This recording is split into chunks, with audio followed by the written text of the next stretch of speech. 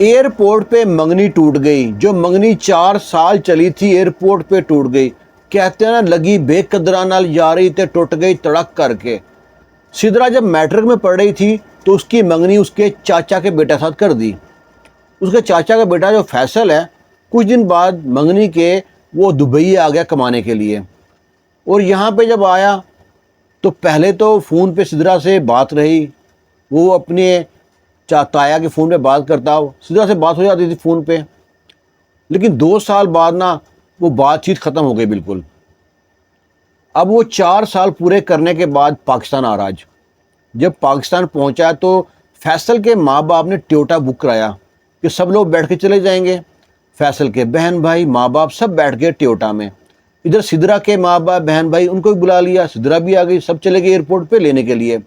فیصل کو ریسیو کیا، سب بڑے خوش تھے، اور جب فیصل اور سدرا ساتھ ساتھ بیٹھنے لگے نا تو فیصل نے سدرا کے کان میں کہا، سدرا تم میرے ساتھ مت بیٹھنا، تو کالی کلوٹی ہے، مجھے تم سے گھن آتی ہے، تم سے بدبو آتی ہے، خبردار میرے ساتھ بیٹھی تو۔ اب سدرا کتنے ارمان کتنے خواب لے کے گئی تھی، وہ سارے ارمانوں پہ سارے خواب چکنا چور ارمانوں میں پانی بکھر گیا۔ خاموشی سے جا کے ٹیوٹا کی آخری سیٹ پہ بیٹھ گئی سدرا، چپ کر کے آنسو اندر ہی گرتے رہے۔ گھر پہنچے ہیں، سدرا جا کے کمرے میں رونا شروع کر دیا، کسی کو معلوم ہی نہیں ہے بات کیا ہوئی ابھی تک۔ اگلے دن فیصل آیا جو گفٹ لے کے آیا تھا چاچا کے لیے، تایا کے لیے۔ یہ گھر ساتھ ساتھ ہیں دونوں کے، چاچا تایا کے۔ بچوں کو گفٹ دیا، اپنے تایا کو گفٹ پکڑایا، تائی کو گفٹ دیا، وہ سدرا کمرے میں گیا۔ سدرا وہی برے حال میں، وہ مجنو بنی بیٹھی تھی، لیلا بنی بیٹھی تھی۔ اسے کہا، سدرا دیکھ، میری طرف دیکھ اور اپنی طرف دیکھ، تو اماوس کی کالی رات ہے اور میں 14ویں کا چاند ہوں، میں کتنا پیارا خوبصورت ہوں اور تو کالی کلوٹی ہے۔ میں نے سوچا تھا کہ میں جب 4 سال بعد آؤں گا تو بدل جائے گی، تو وہی کالی کلوٹی کالی چڑی ہے، اور میں تم سے شادی کبھی نہیں کروں گا۔ مجھ کو اپنی جیسی خوبصورت حسین لڑکی چاہیے۔ تم میرے ساتھ کھڑی اچھی لگتی ہے بھلا؟ تم نے سوچ بھی کیسے لیا میں تمہارے ساتھ شادی کروں گا؟ اس ٹائم میں اتنا ہوش نہیں تھا، اپنے ماں باپ کے سامنے بول نہیں سکتا تھا۔ آج میں اپنے پاؤں پہ کھڑا ہوں، میرے پاس پیسہ ہے، پاور ہے، اور میں اپنی مرضی سے جہاں دل کرے شادی کروں گا۔ لہٰذا میں تمہارے گھر میں خود نہیں بولتا، تم خود بول دینا، میں اپنے گھر میں جا کے بول دیتا ہوں، میرے جو خواب دیکھ رہی ہو نا یہ خواب بننا چھوڑ دو۔ یہ کہہ کے 2 ٹوک الفاظ جناب وہاں سے نکل گیا۔ اپنے گھر گیا، اپنے گھر میں جا کے بتایا کہ میں نے سدرا سے رشتہ توڑ دیا ہے، میں اس کالی چڑی کالی کلوٹی سے شادی نہیں کر سکتا، وہ کہاں اماوس کی رات اور میں 14ویں کا چاند۔ اب جب یہ گھر میں دونوں میں بات پھیلی بڑوں میں، تو ظاہر 4 سال پرانا رشتہ تھا، لڑکی نے ذہن میں اس کو اپنا آئیڈیل بنا لیا تھا، اپنا مجازی خدا سوچ کے رکھا تھا۔ اب جب ایک دم رشتہ ٹوٹتا ہے تو دکھ تو بہت ہوتا ہے۔ آخر بھائیوں میں تو میں تکرار ہوئی۔ تکرار سے کیا ہے، جو فیصل کے ماں باپ جن کے پاس پیسہ بھی آ گیا تھا نیا، انہوں نے وہ گاؤں چھوڑا، شہر شفٹ ہو گئے۔ اب پھر جو سدرا تھی، اس کا باپ جو تھا وہ امام مسجد تھا، دینی تعلیم دی تھی، ویسے بھی پڑھا رہا تھا، اور سب لوگ اب کہتے ہیں سدرا کی شادی کر دو۔ اب تو وہ تو لڑکا چھوڑ گیا اس کو، اب سدرا کے بارے میں نا لوگ طرح طرح کی باتیں کرتے ہیں، وہ کالی ہے، بدصورت ہے، اس کے رشتے کہاں سے آئیں گے، اور اللہ کی کرنے رشتے بھی ایسے آتے ہیں رنڈووں کے، کوئی شادی شدہوں کے، کسی کے بچے ہیں، کوئی بوڑھے کے۔ اس کا باپ بڑا پریشان۔ سدرا نے سارے کام چھوڑ دیے اور نہ پڑھائی پہ دھیان دینا شروع کر دیا۔ اس کا ایک رشتہ دار نا جو چاچا تھا، وہ ایک بار گھر پہ آیا، دونوں میں صلح ہوئی، ابو وغیرہ میں صلح ہو گئی۔ جب صلح ہوئی تھوڑی بہت تو چاچا کہتا ہے سدرا کا رشتہ کہیں دیکھا کہ نہیں دیکھا؟ وہ کہتا ہے سدرا ابھی نا پڑھ رہی ہے۔ کہتا ہے پڑھ کے کون سی وکیل بن جائے گی، وہ برتن ہی مانجنے اس نے، رشتہ دیکھو کہیں کر دو رشتہ۔ وہ مانا کہ فیصلہ رشتہ ٹھکرا دیا، پر کہیں رشتہ کرنا اس کا۔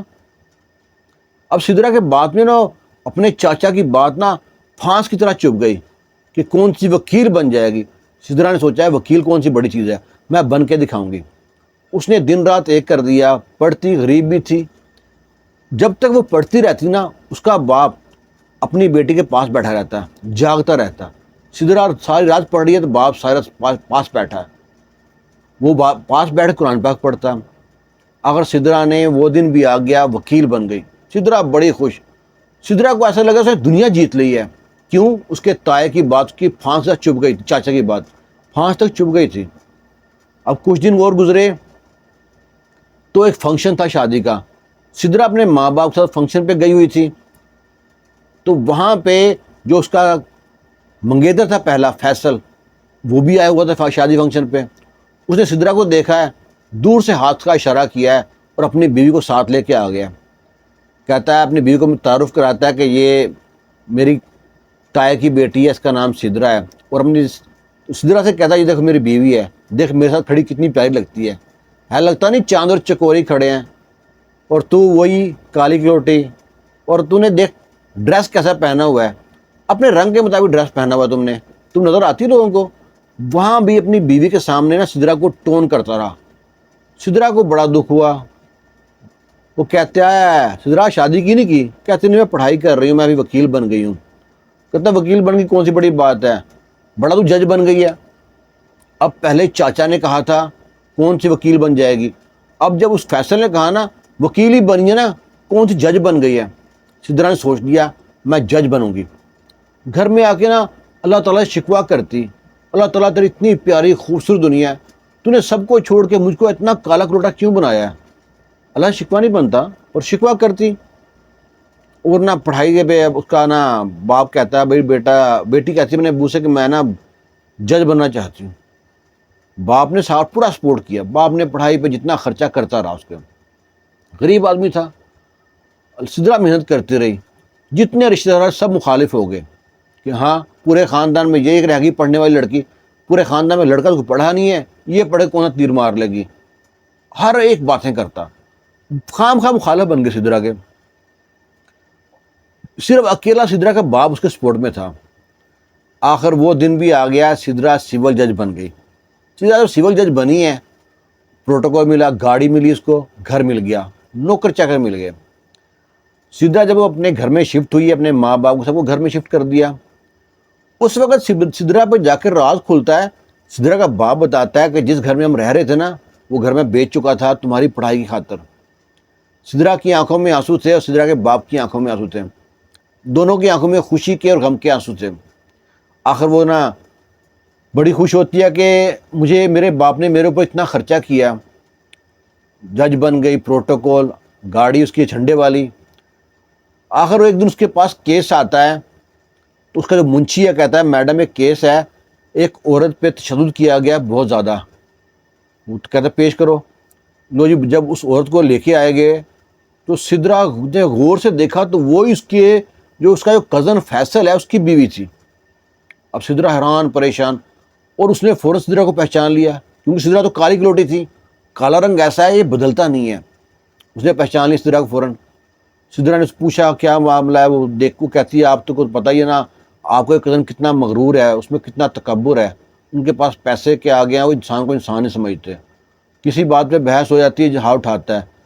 اب تو حد ہی کر دی، آپ کے سامنے کتنا برا حال کیا ہوا ہے۔ وہ نا سمن جاری کرتی ہے کہ اس کو ملزم کو حاضر کیا جائے۔